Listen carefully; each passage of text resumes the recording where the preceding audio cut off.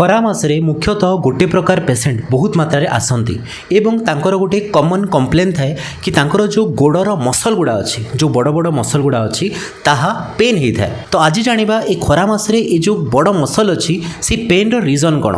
देखो बहुत लोग भावुतांती ये जो गोड़र मसल गुड़ा मोर पेन होउची ताहार से कौन प्रकार रीजन जापारती ना एवं से बहुत मेडिसिन खाइला परे मध्य एही गोड़र पेन टी छाड़े ना।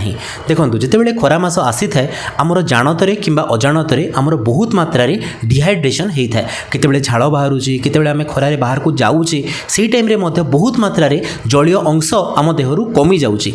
जलीय अंश सहित आमर जो इलेक्ट्रोलाइट अच्छी सोडियम है पोटासियम है मैग्नेशियम है कैल्शियम है ताहा मध्य आम देहरु लॉस होता है एवं सेथिपाई मुख्यतः आमर ये जो गोड़र जो मांसपेशी गुड़ा अच्छी ताहा पेन होता है।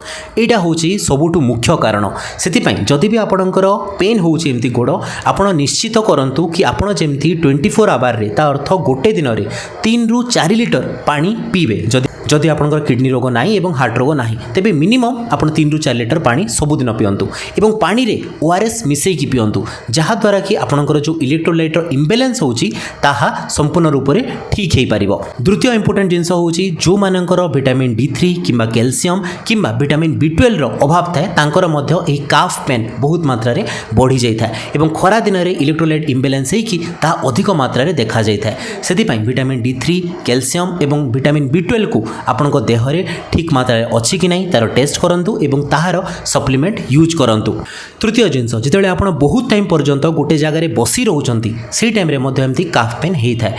सेति पई जदि भी आपनको गोटे जगह रे बहुत टाइम पर्यंत बसिबा को पड़ुची चेष्टा करंतु कि आपनकर पाद को टिके एक्सरसाइज करंतु एवं प्रति घंटे जदि 5 ରୁ 10 थर पर्यंत एमती गोड़ को करी एक्सरसाइज करि पारिबे तेबे मध्य आपनकर जो काफ पेन होउची ता बहुत मात्रा रे कमी जिवो।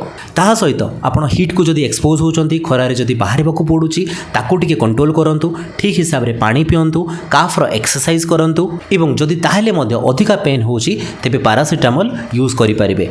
फालतू रे कोनोसी प्रकार रो दरज कमेया पई मेडिसिन ता पई यूज करंतु नाही एवं जदि ताहले मध्य आपणकर ए काफ पेन टी परसिस्टेंट रहूची निज पाखर डॉक्टर को देखी तार ट्रीटमेंट करांतु। धन्यवाद।